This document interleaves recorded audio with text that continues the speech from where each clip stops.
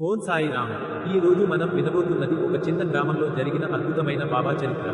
ఒక నమ్మకం ఎలా జీవితాన్ని మార్చిందో ఈ కథ చెబుతుంది. ఒక చిన్న గ్రామంలో రాము అనే యువకుడు ఉండేవాడు.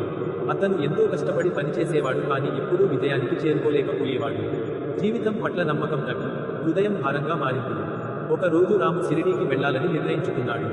బాబా మందిరంలో కూర్చుని కళ్ళు మూసి మనసు విరిచాడు. బాబా, నేను ఎందుకు విఫలమవుతున్నాను అని ప్రశ్నించాడు. ఆలయం నిశ్శబ్దంగా ఉంది, కానీ మనసులో ఒక స్వరం వినిపించింది. బిడ్డ, నమ్మకం ఉంది. ఆలస్యం అనేది శిక్ష కాదు, సిద్ధతకు అవకాశం. ఆ మాటలు రాముని మనసుని కదిలించాయి. బాబా ప్రసాదం తీసుకుని ఇంటికి వచ్చి కొత్తగా ప్రారంభించాడు. ప్రతి ఉదయం బాబా ఫోటో ముందు దీపం వెలిగించి పారాయణం చేసేవాడు.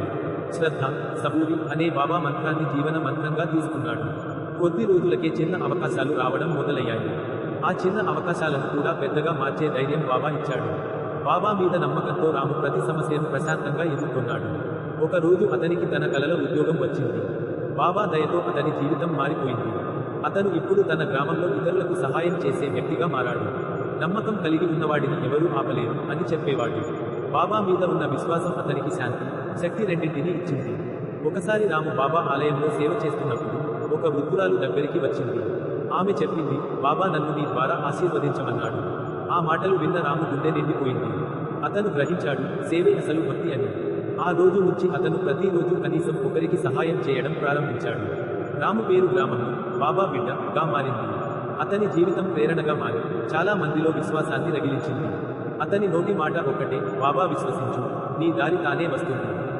కాలం మారినా రాముని బాబా మీద భక్తి మరింత పెరిగింది. నేటికి ఆ గ్రామంలో ప్రతి ఉదయం బాబా నామస్మరణతో మొదలవుతుంది. బాబా మనతో ఉన్నప్పుడు భయమే లేదు. శ్రద్ధ, సబూరి ఈ రెండు పదాలే జీవితాన్ని మార్చే మంత్రం. ఈ బాబా కథ నచ్చిందా? అయితే లైక్ చేయండి, షేర్ చేయండి, మరియు ప్రతిరోజు బాబా నామస్మరణతో రోజును ప్రారంభించండి. ఓం సాయిరామ్.